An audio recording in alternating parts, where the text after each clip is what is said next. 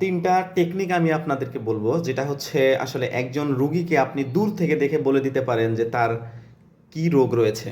যেমন যদি আপনি দেখেন যে কারো পা ফুলে গেছে, তাহলে তার বডির মধ্যে কোন অর্গানটার সমস্যা হতে পারে, সেটা হচ্ছে হৃৎপিণ্ড।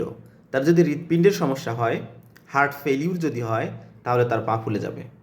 কারো যদি দেখেন যে পেট ফুলে গেছে অনেক বেশি, তাহলে তার কোন অর্গানটার প্রবলেমের কারণে পেট ফুলতে পারে, সেটা হচ্ছে তার যকৃৎ বা কলিজা বা লিভারের কারণে, লিভারের সমস্যার কারণে তার পেট ফুলতে পারে। অর্থাৎ যেটাকে আমরা বলি অ্যাসাইটিস, এই অ্যাসাইটিস হতে পারে লিভারের সমস্যার কারণে। আর যদি আপনি দেখেন যে কারো মুখ ফুলে গেছে, চোখের চারদিক প্রচুর পরিমাণে ফুলে গেছে, তাহলে তার কোন অঙ্গটি সমস্যা হতে পারে, সেটা হচ্ছে কিডনি।